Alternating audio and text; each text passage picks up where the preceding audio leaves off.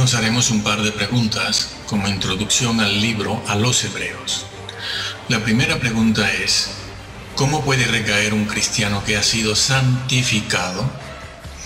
Hecha de otra forma sería, ¿cómo se puede volver atrás un creyente convertido? ¿Cómo?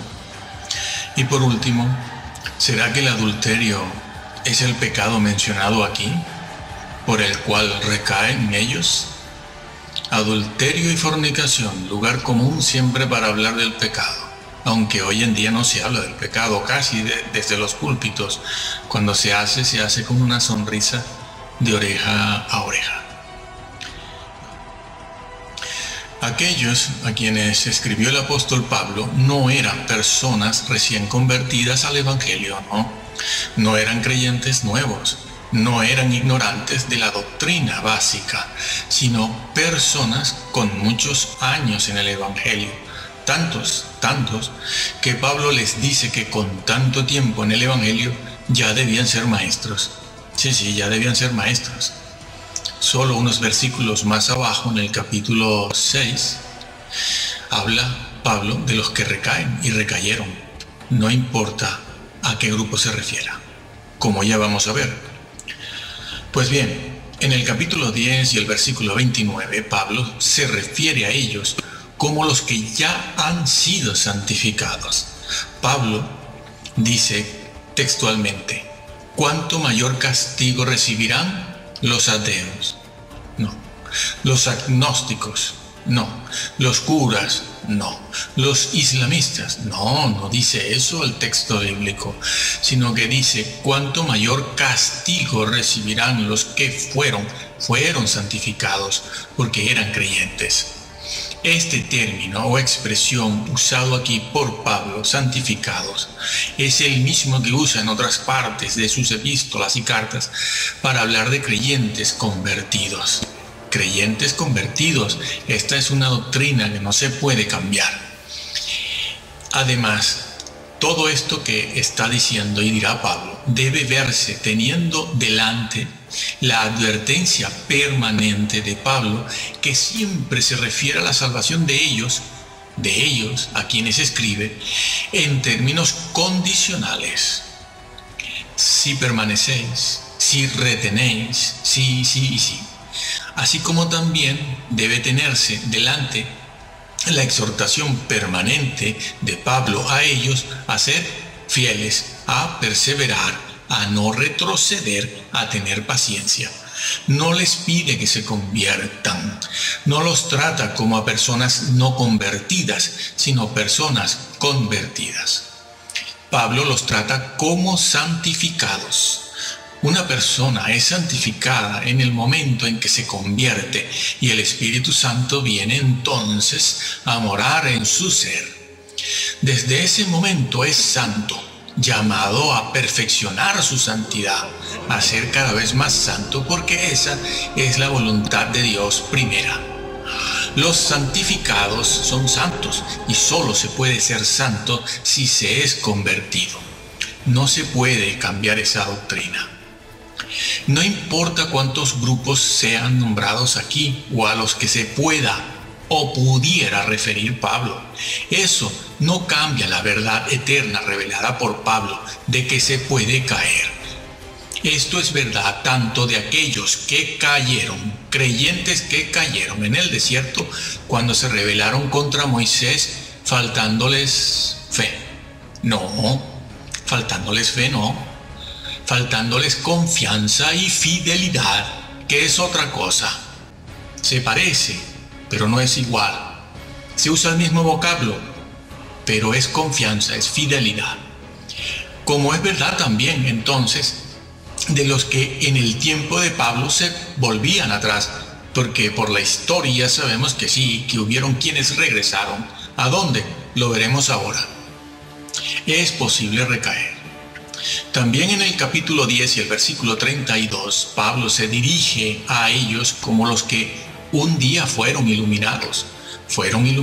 Esta frase también es usada en el capítulo 6 y no solo en el capítulo 10. refiriéndose allí en el capítulo 6 a los que recayeron, como decimos. y a los que ahora en este momento corren ese mismo riesgo de caer.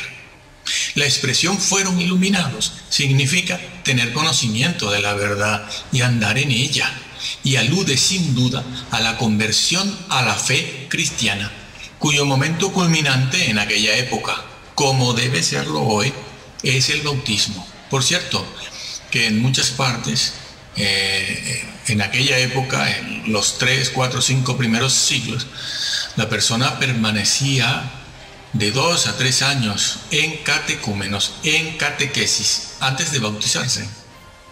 Algunos después también. Bueno. En el capítulo 6 y los versículos del 4 al 6, entre otras cosas, se dice, y recayeron, o, dicho de otra manera, y se han vuelto atrás. Está en el tiempo pretérito, aoristo activo participio. Por lo tanto, no es cuestión de si caen algunos. No se usa aquí ninguna de las 4 cláusulas condicionales del griego, sino que es una afirmación y una certeza real. Los que recayeron, no importa cuándo, no importa qué grupo, es una verdad eterna. Se puede recaer. Algunos allí en el tiempo de Pablo ya lo hicieron. No importa cuántos grupos. Repetimos que eso es verdad, tanto de unos como de otros. Y hoy día los ministros del Evangelio caen en la tendencia moderna de separar la fe de la doctrina, la fe de la obediencia, la doctrina del Antiguo Testamento, la ley de la obediencia o la ley de la fe o la fe de la ley. A menudo la tradición teológica de una denominación o grupo o congregación no hace referencia a textos bíblicos específicos, no hace referencia a la teología bíblica, exégesis versículo por versículo en su texto y en su contexto propio dentro del libro en cuestión que se está estudiando, sino que los cristianos hacen referencia a una teología sistemática, la que pertenece a un grupo, o hacen referencia a algún personaje histórico, es decir, porque lo dijo tal o cual creyente. Raramente se piensa en lo que dice una exégesis versículo por versículo en su texto y contexto propio. ¿Por qué? ¿Por qué no se piensa en eso? Bueno, pues porque nuestra teología sistemática lo impide y no se puede aceptar lo que un texto dice de manera clara por sí mismo en su propio contexto. Lo impide también la teología de moda, los cultos con ingredientes de moda, lo impide el sistema calvinista o el arminianismo o el pelagianismo o el semipelagianismo, etc. Los comentaristas calvinistas, para evitar la fuerza, por ejemplo, de este pasaje, de esta verdad en Hebreos 3, 5, 6 y 10, para evitar la fuerza de esa verdad contra la falsa doctrina de la imposibilidad de apostasía, afirman que este pasaje se refiere a no cristianos verdaderos, sino a visitantes, simpatizantes, sí. Y Pablo los considera como que ya debían ser maestros, visitantes, simpatizantes, maestros, sí. ¿No se han dado cuenta de eso? Pues bien, aquí el vocablo recayeron significa una completa y voluntaria apostasía. No que todos los judíos hubiesen caído así, necesariamente, pero se les advierte y se les presenta un ejemplo real. Algo que es posible, y lo fue. Y les dice Pablo cuál será el resultado de semejante retrogresión si ellos, en lugar de seguir adelante hacia la perfección en el conocimiento de Jesús y la carrera cristiana, tuviesen necesidad de volver atrás a otros tiempos, claro, hace tanto tiempo, a otros tiempos cuando les habló y les enseñó él y otros las verdades bíblicas básicas relacionadas con la vida eterna. La vida eterna, como el tema del pecado, la conversión, el arrepentimiento, el bautismo, la acción y el poder del Espíritu Santo, la vida futura, etcétera, etcétera. Asuntos que conocieron en su momento cuando se convirtieron. En el libro a los Hebreos, el capítulo 6, los versículos 11 y 12, Pablo les dice a los creyentes lo siguiente, y leo: y deseamos que cada uno de vosotros muestre la misma diligencia hasta el fin, para la plena certeza de la esperanza, no autosuficiencia, que no os hagáis perezosos, sino que sigáis el ejemplo de aquellos que por la fe y la paciencia heredan las promesas de Dios. Pablo les dice a estos creyentes que no sean perezosos y que imiten a aquellos que con paciencia heredan las promesas de Dios. Bueno, aquí algunos creyentes quisieran por la palabra promesa entender premios o rinconcitos en el cielo, frustrando así los propósitos y la verdad eterna del mismo Señor Jesús revelada en su mensaje, pues el propósito de la conversión al cristianismo no son los rinconcitos en el cielo, no es escapar del infierno, sino ser como Cristo fue. Ser como Cristo fue. Ya que hablamos tanto de la predestinación, no somos predestinados a ser salvos. Lo que dice el libro de Romanos es que somos predestinados a ser hechos a la imagen de Cristo. No es lo mismo. No. Creen todos, de todo tipo de denominación, todo tipo de cristiano, todo grupo cree, pero ser predestinados a ser como Cristo, no. Entonces, hemos sido llamados a eso. Jesús redimió a personas que estarían librando batallas imitándole a Él, porque eso cuesta. No pensó Jesús en cristianos que calentaran bancos y repartieran bolsitas de comida, esperando, aunque fuera, barrer las calles del cielo. Eso es ir contra la enseñanza bíblica y frustrar el propósito eterno de Dios mismo, que lo que quiere son pequeños Cristos en esta tierra. Si no lo hacemos aquí, no entraremos, porque ese es el propósito de que estemos aquí ahora.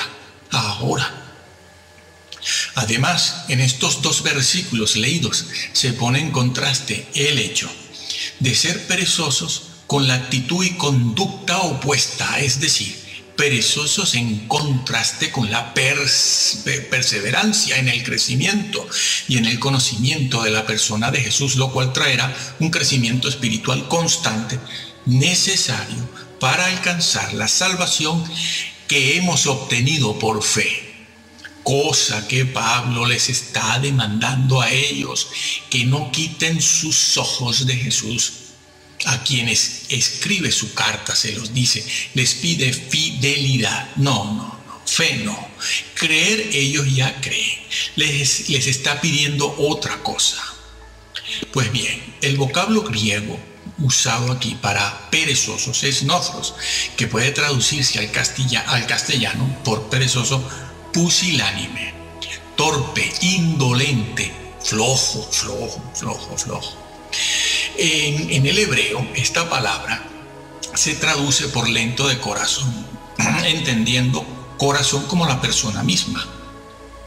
Y también se puede traducir, y así se encuentra, como varón menguado. Sí, varón menguado, varón oscuro.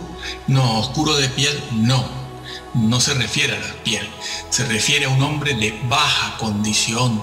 Bueno, no lo digo yo, eso es lo que está escrito. Averígüese. ¿Y a qué se refiere el apóstol con esta palabra perezosos? ¿Es que acaso estos cristianos son tontos? Perezosos, tontos, idiotas, retardados, inmensos. Quizás se refiere Pablo a una pereza de naturaleza física o patológica, mental, espiritual, social, falta de obras sociales. Nos van a salvar las obras sociales. No, yo las hago, ¿Pereza en qué? ¿Y por qué es importante esta declaración? Bien, es importante esta exhortación de Pablo a no ser perezosos porque está en el marco y en el contexto de una afirmación y declaración todavía más seria y más grave, a saber, la advertencia de Pablo que dice lo siguiente: si los que un día recibieron la luz del Espíritu Santo y se convirtieron, recaen y vuelven atrás, es imposible que puedan ser renovados, restaurados otra vez para vida eterna.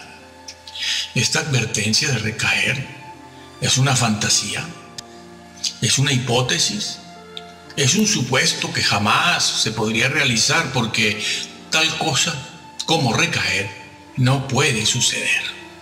Con lo cual estaría manipulando el apóstol a aquellos creyentes a los que se dirige con enseñanzas falsas para tratar de conseguir sus fines y propósitos de vida eterna. Sí, manipulando todo para obligarlos a creer y a ser fieles. Obligarlos. Coacción. Entonces cabe la pregunta: ¿manipularon Jesús y los apóstoles también las metáforas, las analogías, las hipérboles o las historias que contaron con una semántica confusa para hacer que la gente les entendiera y obedecieran? La exhortación: no seáis perezosos o negligentes, se repite en varios lugares en las epístolas y cartas de Pablo, así como en todo el Nuevo Testamento. Por ejemplo, en el mismo libro de Hebreos, el capítulo 5, el versículo 11, Pablo usa el mismo vocablo, torpes o perezosos, para decirles a ellos que después de tanto tiempo de ser creyentes,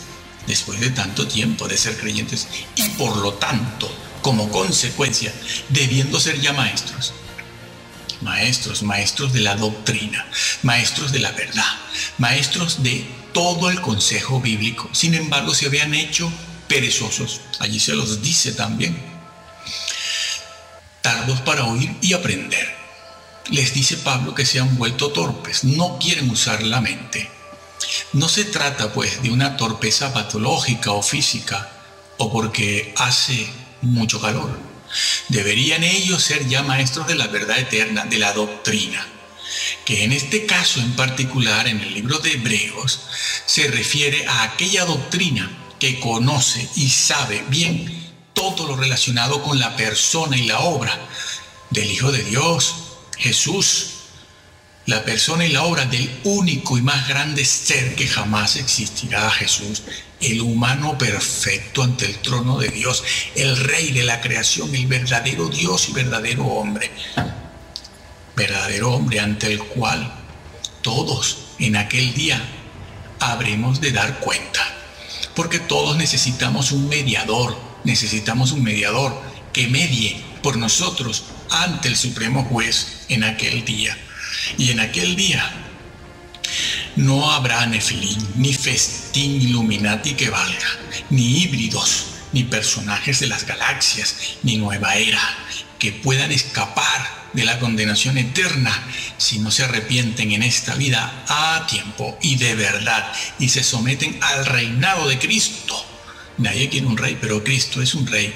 Afortunadamente es un rey bueno, manso y poderoso, justo, completamente justo. Pero aquellos creyentes a los que Pablo escribe se habían vuelto retardados, flojos de mente para un vigoroso crecimiento en el conocimiento de la persona de Jesús y de la vida y la carrera cristiana. Veremos por qué. Flojos de mente para un vigoroso crecimiento en el conocimiento de Jesús, el Salvador, el Conquistador, el guerrero invencible, el príncipe de los ejércitos celestiales. Sí. Así también es calificado en la Biblia. Jesús es un guerrero y es un príncipe de los ejércitos del cielo. Pues bien, en los 5 primeros capítulos del libro de Hebreos, Pablo hace una exaltación de la persona y obra de Jesús.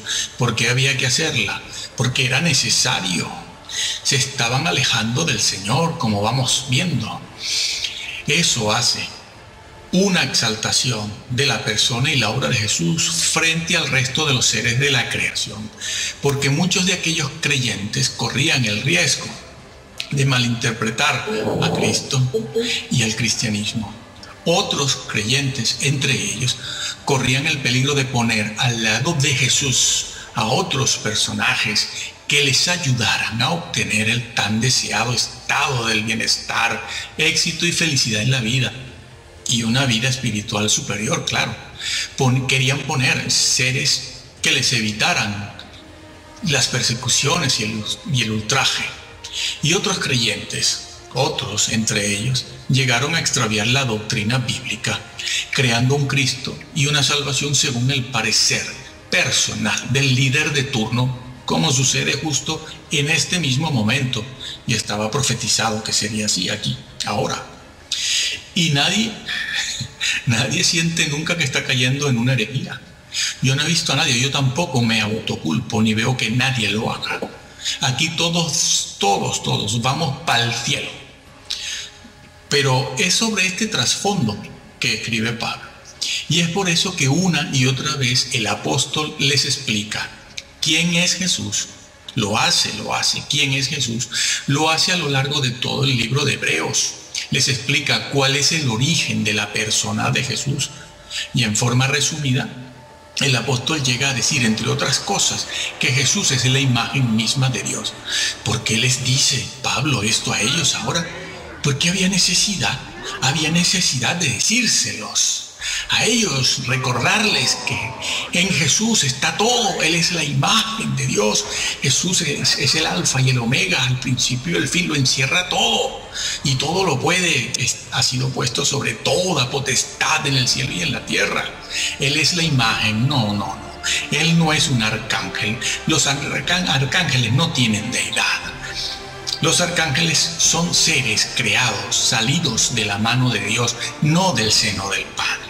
Él es la imagen, eso quiere decir que Jesús tiene su persona, tiene deidad, posee deidad. Es decir, la esencia de Dios, la naturaleza de Dios es deidad, y solo es deidad Dios, y solo Dios tiene deidad.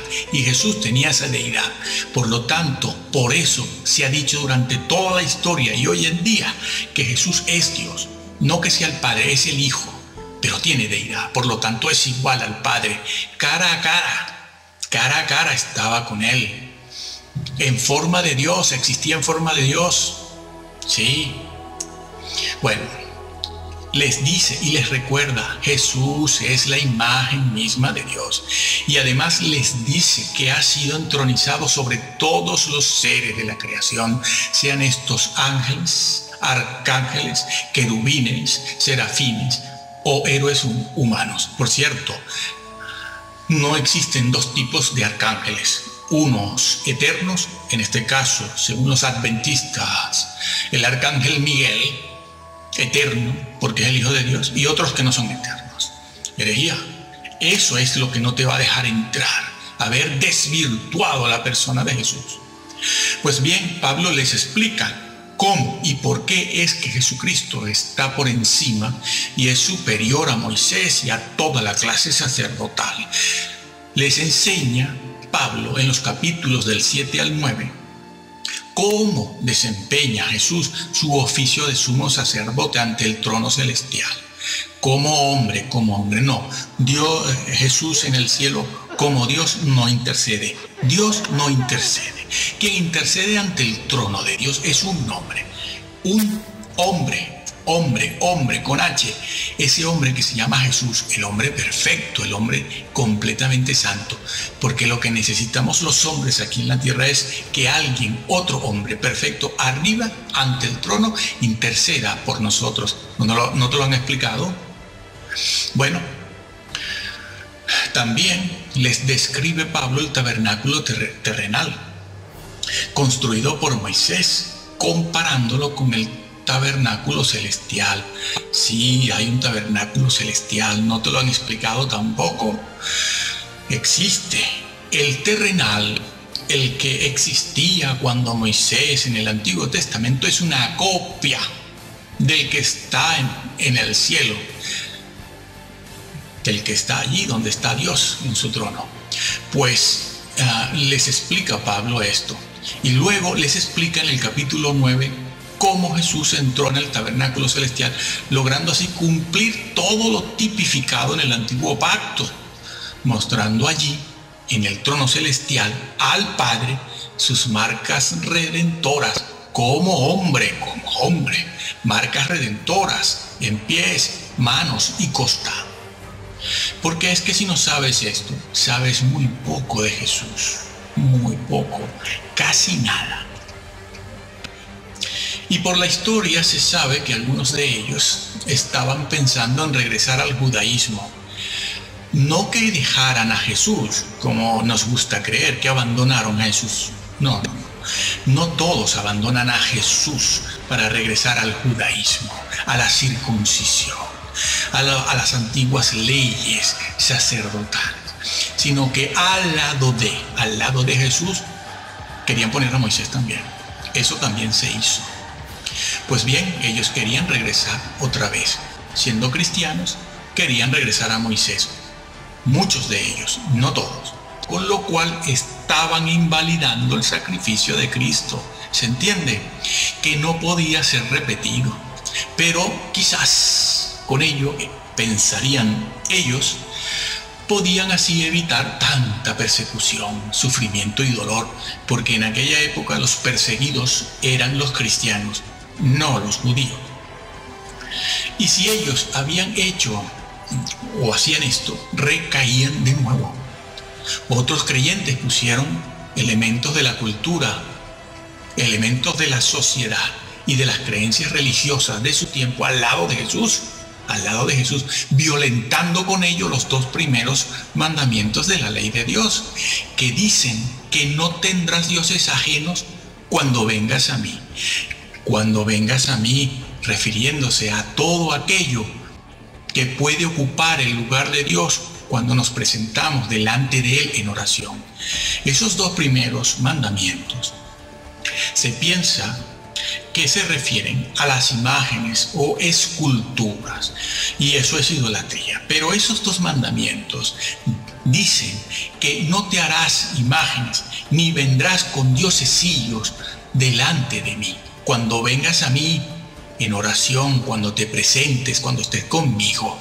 Esos dos primeros mandamientos no fueron escritos para la Iglesia Católica solamente, sino para creyentes. Son mandamientos para creyentes. Cuando vengas delante de mí, no vengas con tus diosesillos sociales, con tus cositas, con otras cosas que ocupan mi lugar. Esa es la idea, cosas que ocupan el lugar de Dios. A Dios eso no le agrada nada. Él lo está viendo. Él ahora no dice nada. Todos vamos a ir a juicio. Todos. Allí se sabrá todo eso. Pues bien, en muchos extravíos cayeron también los creyentes cristianos gnósticos de aquella época.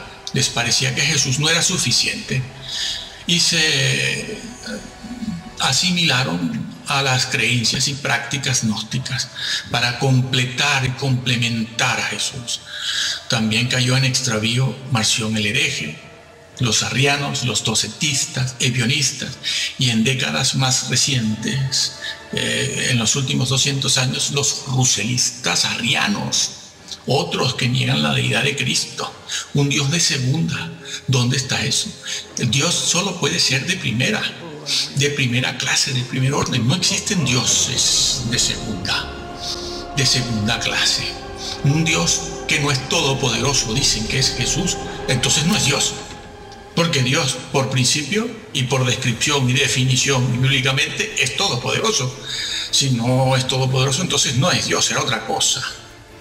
Bueno, los ruselistas arrianos, los adventistas, los del arcángel Miguel y los actuales evangélicos, yo lo soy.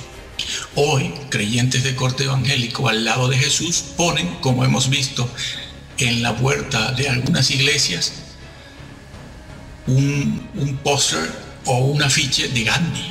Si al lado de Jesús ponen a Gandhi o a la Madre Teresa, ¿saben lo que hizo la Madre Teresa? O mejor dicho, lo que no hizo la Madre Teresa. ¿Lo saben? La nombran desde los púlpitos como una gran cosa. Y después siguen hablando de Jesús. ¿Le gustará al Señor eso? Ponen a Agustín, a Calvino, a Martin Luther King. ¿Saben si Martin Luther King creía en qué? ¿Qué creía Martin Luther King?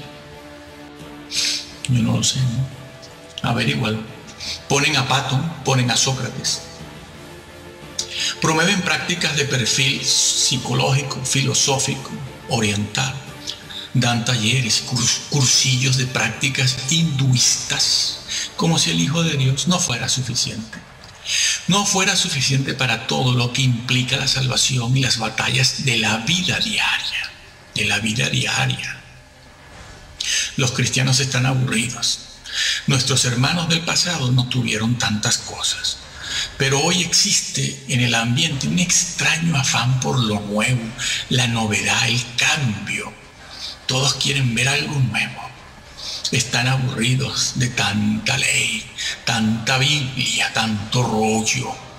Tanto rollo, dicen los creyentes hoy en día. Aburridos.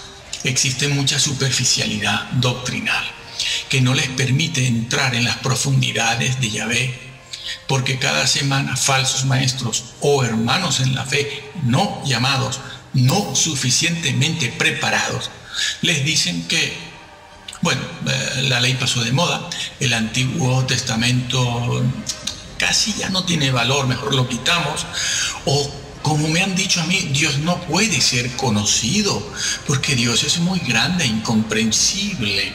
No hemos de hablar de Él. ¿Para qué? Los hermanos no lo van a entender. Dios es muy grande. Miren, lo que de Dios no se puede conocer no está registrado en la Biblia. Dios no reveló aquello que no puede ser conocido por el hombre. Dios es mucho más de lo que hay y está en la Biblia. Lo que sí está en la Biblia es lo que Dios revela porque sabe que el hombre puede y tiene que conocerlo. Lo que está en la Biblia dicho del Señor y de Dios, su esencia, sus atributos, su personalidad, está dicho porque es algo que podemos conocer. De lo que de Dios se puede conocer está revelado, y lo que no se puede conocer no está dicho, y nosotros ni lo sospechamos. ¿Por qué? Porque nuestra mente es limitada. Dios es tan grande que puede encontrar defectos o limitaciones en sus ángeles. Lo dice la Biblia, no me lo invento. Léase, estúdiese. Es tan grande Dios que puede encontrar limitaciones, defectos, necedad en sus criaturas, sus ángeles. No, los ángeles no pueden pecar. ¿Cómo que no? ¿Y la rebelión quién la armó? Nada menos que la mano derecha de Dios. Sí, sí que pueden. Sí que pueden ser necios. Pues bien, aquellos creyentes a los que escribió Pablo no eran personas recién convertidas, como dijimos antes, a las cuales les habla el apóstol Pablo. Incluso en el pasado, esos creyentes, hebreos, judíos y paganos, creyentes cristianos, cuando se convirtieron, estos creyentes sufrieron y experimentaron fuertes padecimientos como cárceles, vituperios, tribulaciones, despojos, ultrajes, y fueron hechos espectáculo público. Sí, y en ello habían cumplido la voluntad de Dios. Sí, Pablo se los dice. Dice, en eso han cumplido con la voluntad de Dios, porque esa es la voluntad de Dios. Que ahora la hayan cambiado, no Dios, los hombres. Habían pasado por momentos difíciles, por pruebas, persecuciones, y Pablo los alaba por ello, por lo bien que lo hicieron cuando se convirtieron. Lo bien que se portaron, con qué fervor, con qué valentía, sin miedo a perder los bienes terrenales, materiales, sabiendo que en la eternidad tendrían más y mejores bienes duraderos. Lo hicieron muy bien. Pablo se los dice, y Pablo les dice y los felicita, porque habían servido, habían ministrado y ayudado a los santos, al pueblo de Dios, refiriéndose posiblemente Pablo con ello al servicio que aquellos hermanos habían prestado a los mismos apóstoles, misioneros, predicadores, en la labor de llevar el mensaje de salvación a toda lengua, tribu y pueblo. Les dice Pablo, fíjense en esto, les dice Pablo que Dios no es injusto para olvidar eso, no lo ha olvidado, que eso tiene su recompensa. Ah, sí, su recompensa segura, no. ¿Tiene su recompensa? Sí. Lo que decíamos al principio, sí permanecen en fidelidad, que no creyentes. Creyentes no, fieles, que es otra cosa. Así que estamos viendo que el problema de ellos no era un problema de adulterio. Aquí en el libro de Hebreos no se habla de adulterio, ni de fornicación, ni de robar, ni de matar. El problema es qué estamos haciendo con Jesús, qué se cree y qué se está haciendo con la vida y la carrera cristiana, y qué se está haciendo para cumplir con la voluntad de Dios, con la voluntad de Dios. Este pasaje enseña claramente la posibilidad de caer de la gracia de tal manera que una persona se pierda. No puede conformarse a la imagen de Cristo, el que pone al lado de Jesús las cosas del diario vivir, diosecillos, los que se afanan tanto. Esos no pueden conformarse a la imagen de Cristo. Aquí puede encontrarse una vez más también un error muy frecuente en los creyentes en general, de todo tipo, y es que aún si estos cristianos a los que escribe Pablo no han faltado, no han fallado ni fallado en el servicio práctico a sus hermanos en la fe y no han fallado en la obra social, sin embargo, por no haber crecido como tenían que crecer en la vida y la carrera cristiana y en el conocimiento de la persona de Jesús como debían, y el conocimiento de la verdad como debían, corren el peligro de retroceder y perderse para siempre. Aquí hay una gran verdad que la enseñó Jesús cuando también le señalaba los defectos a su pueblo y a su clase dirigente. Sí, el Señor señala defectos, lo hizo, y no solo lo hizo con su pueblo, lo hizo con las 7 iglesias de Asia, también lo hizo. Les dijo todo lo que estaba bien y todo lo que estaba mal y no le gustaba. Incluso llega a decirle a una iglesia: borraré el nombre de aquel que no ande en santidad, lo borro. Los nombres se pueden borrar, eso no es una hipótesis. Eso que dijo Cristo no es una manipulación, es cierto. Bueno, ¿y qué fue lo que dijo Cristo? Es necesario hacer lo uno tanto como hacer lo otro. Mateo 23:23. Era necesario, son necesarias las obras sociales. Es necesario ayudar a los hermanos tanto como crecer en el conocimiento. No eran perezosos para regalar bolsitas de comida y hablar de Gandhi y hablar de este y del otro. Para eso no son perezosos, pero para lo otro sí que lo eran, sí que lo eran. Y eso les podía llevar una sorpresa. Es necesario hacer lo uno sin dejar de hacer lo otro, a lo que los creyentes de los últimos 180, 200, 250 años han dicho: caramba, ¡qué severo! ¡Qué severo! Sí, como aquel siervo que tenía un solo talento y lo escondió, y el Señor le dijo: ¿dónde está tu talento? Y ese siervo infiel no solo le dice al Señor que no hizo nada, no solo le dijo eso, no he hecho nada, lo escondí bajo tierra, sino que además lo acusa y le dice: bueno, es que tú quieres recoger donde no siembras y pides lo que no das. Sí, los creyentes son así. Claro que el de la historia de Jesús fue abierto, porque Jesús desenmascara todo, pero en las iglesias no. En las iglesias están escondidos. Ponlos tú a estudiar la Biblia como se debe y ya verás que van a saltar todos del asiento acusándote de severo. Pero es mejor cumplir la voluntad del Señor. Hoy los creyentes son muy delicados. Lo han sido siempre los creyentes, pero hoy es una cosa que es un atentado contra la democracia. Tú no digas esto. porque es un atentado contra la libertad. En el cielo no hay democracia.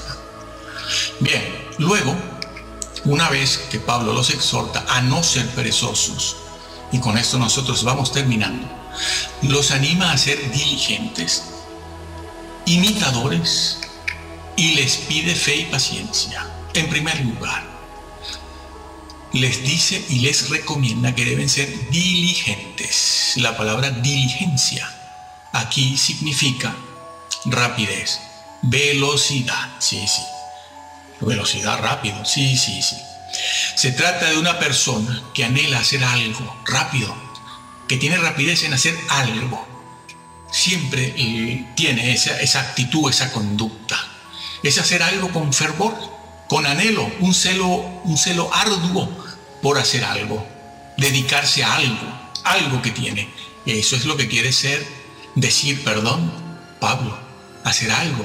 Tengan ustedes fervor, anhelo, celo arduo en buscar al Señor y en servirle y todo eso. Pero hay una cosa curiosa que dice Pablo aquí, dice que deben mostrar ese celo arduo y ese fervor en el momento de la conversión. No, dice celo arduo y ese fervor hasta el fin, no solo al principio, cuando te convertiste hace 12, 20 años, 30 años. Es hasta el fin. Que por cierto que esa es una enseñanza que está en el Antiguo Testamento y está en el Nuevo, pero viene del Antiguo. Bien, estos hermanos habían sido muy diligentes en las obras benévolas, sociales, etc. solamente. Pero ahora les toca, si siguen la recomendación de Pablo, mostrar diligencia en el crecimiento, en el conocimiento, avanzar en la carrera cristiana, hasta el fin. Y les dice que sean imitadores para ellos sean imitadores ¿de qué? Pues de todos los santos que el apóstol menciona en Hebreos 11. Nombra a Abraham y nombra a varios reyes. Supuestamente está Daniel nombrado allí. Todos los héroes, eso que nosotros llamamos héroes de la fe, están allí descritos. Pablo se los nombra, se los recuerda para que los imiten, para que imiten desde Abraham, desde allí en adelante a todos, al rey David, todos los que fueron perseguidos también, que andaban deambulando, durmiendo en cuevas, vestidos con pieles de ovejas, pasando hambre, pasando frío a causa de la justicia, la divina, no la terrenal, que nos falla mucho, Ya saben lo que Jesús pensaba de los jueces, ¿lo saben? No saben lo que pensaba Jesús de los jueces. ¿Dónde utilizó el Señor la figura de un juez?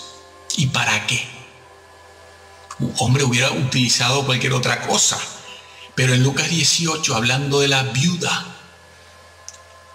y el juez injusto, ¿qué opinión tenía Jesús de los jueces?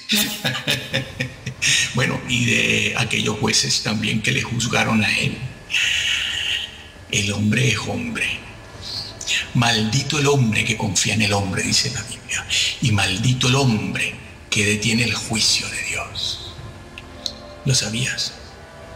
Por eso aquella gente de Hebreos 11 eran tan grandes. Porque eso lo conocían y lo vivían, lo tenían interiorizado. Y así vivían. Ninguno de nosotros sería capaz hoy en día de enfrentarse en una conversación con un hombre así, porque ¿sabes lo que le decimos? Este hombre es un dictador, atenta contra la libertad y la democracia, es un mal educado. No, eran los profetas de Dios. Y Pablo les dice a ellos, imítenlos. Utiliza la palabra fe y paciencia. Por fe, ya saben, que no es simplemente creer, sino fidelidad, perseverancia. Y paciencia es longanimidad, grandeza de ánimo. Imitar a aquellos que a pesar de los sufrimientos fueron firmes ante los males que les afligen y fueron fieles a lo que Dios pedía. No acusaban a Dios de ser severo, como hacen hoy en día, implícitamente, porque eso por la boquita no le sale a nadie, pero lo llevan en el corazón. A veces conscientemente y a veces no se dan cuenta y lo muestran inconscientemente. Concluimos aquí. Hermano, ¿amas la verdad? Lee la Biblia tú solo. No te ayudan en la iglesia tu pastor, ayúdalo tú a él. Lee la Biblia. ¿Qué edad tienes?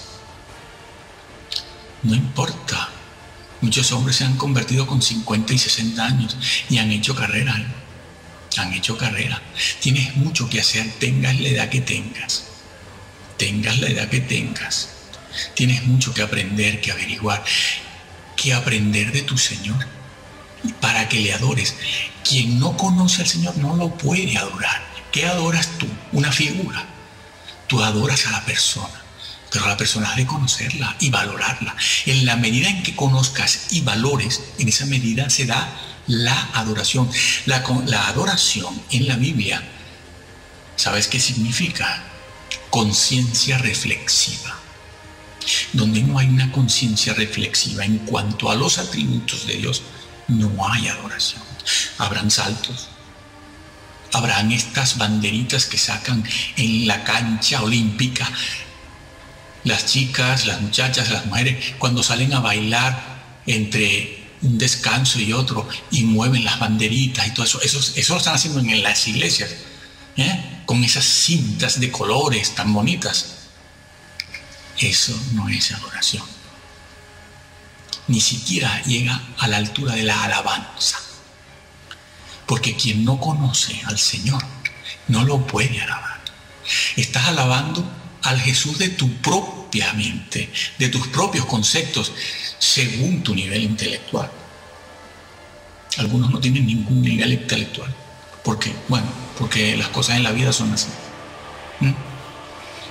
Por lo tanto, de Jesús, nada, absolutamente nada.